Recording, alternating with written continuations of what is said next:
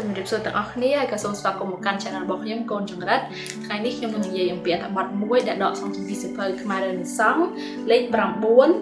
ហើយសៀវភៅរបស់ខ្មែររឿងនិសង្ឃទាំងអស់តម្លៃអត់ថ្លៃទេគឺតា$2ឬក៏10000រៀលទេប៉ុន្តែចំណេះដឹងដែលយើងអាចដកស្រង់ចំពីសៀវភៅនឹងបានគឺមានតម្លៃច្រើនជាង10000រៀលនឹងទៀតអញ្ចឹងខ្ញុំ recommend អ្នកទាំងអស់គ្នាបើសិនជាមានពេលហើយមានថវិកាគ្រប់គ្រាន់អ្នកទាំងអស់គ្នាអាចទិញមើលគ្រប់លេខបានដោយសារអត់ថ្លៃទេសៀវភៅហ្នឹងសូមបញ្ជាក់ថាវីដេអូនេះអត់មាន sponsor ពីអ្នកណាទាំងអស់ហើយនឹងគ្រាន់តែជា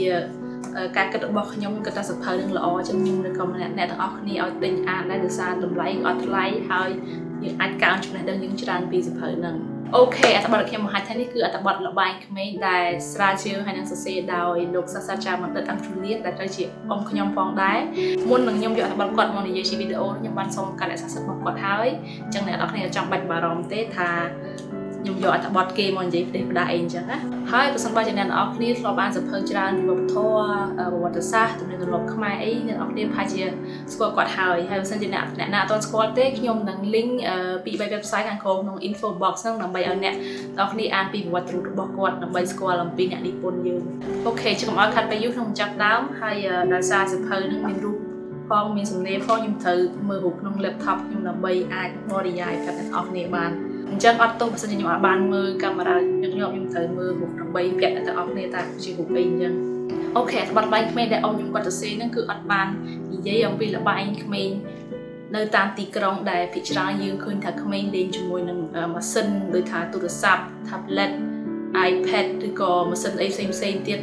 ដែលឃើញភាគច្រើនក្មេងៗឥឡូវហ្នឹងចូលចិត្តលេងហ្នឹងការលេងរបស់ក្មេងនៅទីក្រុងភាគច្រើនគឺអត់មានការប្រស័យតាក់ទងនឹងមនុស្សទេភាគច្រើនគឺមនុស្សទៅជាមួយនឹងម៉ាស៊ីន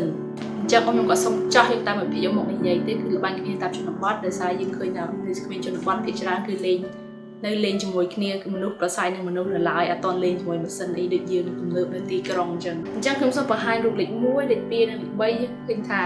ជាធម្មជាតិទេដែលមនុស្សយើងតែងតែរត់រកមនុស្សនោះហើយអញ្ចឹងក្មេងក៏ដូចគ្នាក្មេងឲ្យតែឃើញក្មេងរត់រកគ្នាអញ្ចឹងក្មេងរត់រកក្មេងគ្នាឯងអញ្ចឹងយើងមើលរូបលេខ4ហើយនិងលេខ5យើងឃើញថាក្មេងបន្ទាប់ពីវាធំធាត់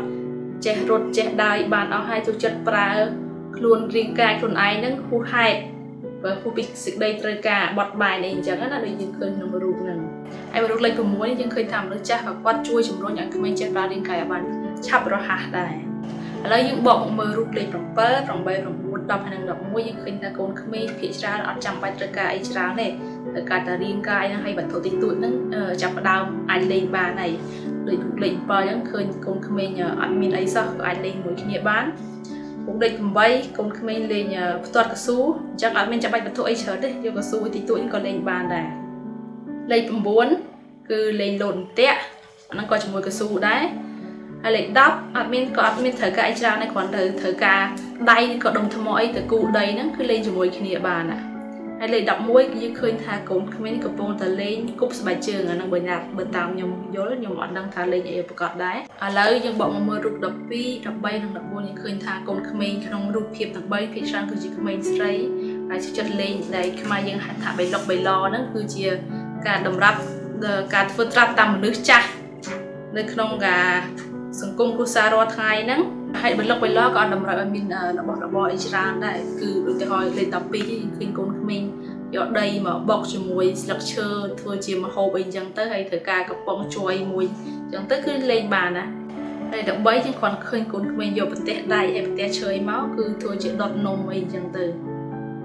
លេខ14ក៏យើងឃើញថាកូនក្មេងយកស្លឹកឈើមកបុកជាមួយនឹងដីហើយធ្វើជាលក់អីឬក៏ធ្វើម្ហូបអីចឹងទៅឥឡូវបងខ្ញុំបង្ហាញរូបលេខ15 16 17 18 19យើងឃើញថាមនុស្សចាស់គាត់ពេលខ្លះគាត់ធ្វើឈើសម្រាប់ឲ្យក្មេងជីឬក៏អូសលេងអីចឹងទៅឧទាហរណ៍នេះរូបលេខ15លេខ16អានេះគឺជាអតេះឈើមួយដែលធ្វើដោយខ្លួនឯងសម្រាប់អូសកូនក្មេងលេងដែរ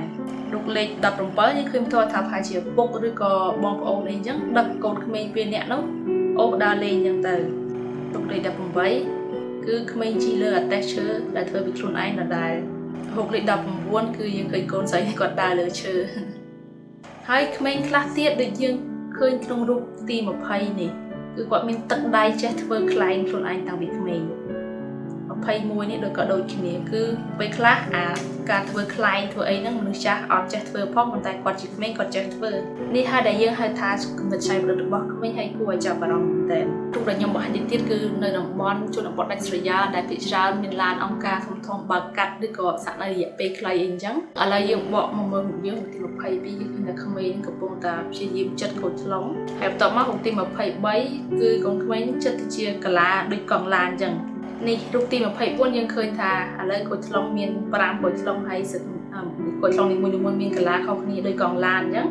ហើយនឹងដោយសារតែកូនក្មេងហ្នឹងឃើញឡានអង្គការកាត់បើកាត់ធំហើយមានកាឡាកង់ឡានខុសគ្នាអញ្ចឹងក៏មានគំនិតច្នៃប្រឌិតចិត្តក្រូចថ្លុងទៅជាកាឡាកង់ឡានហើយយកមកអូសលេងដូចជាក្នុងរូប25នេះយើងឃើញរូបទី21គឺអ្នកក្មេងផងចេះធ្វើកំភ្លើងបាញ់ព្រួចដោយខ្លួនឯងនេះរូបទី27មួយទៀតតបក្នុងរូបទី28យើងអ្នកនរគ្នាឃើញកដោខាងក្រោមខាងស្ដាំដៃឃើញពេលខ្លះវានឹកឃើញរបាយអីមួយដែលមនុស្សចាស់នឹកអត់ដល់ឧទាហរណ៍ក្នុងរូបហ្នឹងអញ្ចឹងយកកណ្ដុរមកចាប់ចងជើងហើយអូសលេងនេះរូបទី29យើងឃើញថាកណ្ដុរជាប់ជើងជាមួយនឹងខ្សែរូបទី30យើងឃើញថាកណ្ដុរឡើងទៅដើមឈើ31យើង zoom in មកឃើញថាទៅណាអត់រួចទេគឺជាប់ជើងនៅនឹងហើយល្បែងគ្នាមិនធ្វើតែសប្បាយទេហើយក៏អាចមានប្រយោជន៍ដែរឧទាហរណ៍រូបលេខ32នេះយើងឃើញថាកូនស្រីនេះជួយម្ដាយកិនស្រូវអញ្ចឹងសម្រាប់កូនស្រីហ្នឹងគឺការជួយម្ដាយកិនស្រូវគឺជាការលេងរបស់វាអញ្ចឹងដល់ពេលហើយការលេងហ្នឹងប្រែក្លាយទៅជាការរៀនផងអញ្ចឹងដល់ពេលធំឡើងចេះធ្វើអាហ្នឹងបន្តិចម្ដងនៅខ្លួនឯងរូបទី33ហ្នឹងក៏ដូចគ្នាគឺយើងឃើញកូនក្មេងហ្នឹងជួយម្ដាយកិនជន់ត្បាល់ក្បឿងជាការកំសាន្តផងហើយជាការជួយម្ដាយផងរូបទី34នេះយើងឃើញថាកូនក្មេងកំពុងតែដងផ្លែអំពិលបារាំងអញ្ចឹងសម្រាប់វាជាការកំសាន្តផងហើយជាការជួយឪពុកម្ដាយផងសង្ខេបមកអត្ថបទល្បែងក្មេងនេះគឺជាអត្ថបទដែលចង់និយាយអំពីល្បែងសង្គមដែលក្មេងៗធ្វើតាមមនុស្សចាស់ហើយនឹងការធ្វើត្រាប់នោះគឺជាការរៀនបន្តិចម្ដងរបស់វាដើម្បីទៅថ្ងៃអនាគតជាកូនក្មេងដែលចិត្តខូចថ្លង់ឬក៏ធ្វើកំភ្លើងបាញ់ព្រួយខ្លួនឯងឬក៏យកខ្សែមកចងជើងកណ្ដោលេងហ្នឹងយើងឃើញថាក្មេងៗទាំងអស់នោះក៏មានភាពផ្លាច់ប្រឌិតច្រើនដែលយើងអាចនិយាយថាក្មេងនៅទីក្រុងអាចនឹងខ្វះភាពច្នៃប្រឌិតដោយសារលេងជាមួយម៉ាស៊ីនច្រើនពេកអីអញ្ចឹងអត្ថបទល្បែងក្មេងសូមចប់ត្រឹមប៉ុណ្ណឹងហើយនឹងជម្រាបលាអរគុណច្រើនហើយជួបគ្នាថ្ងៃក្រោយបាយបាយ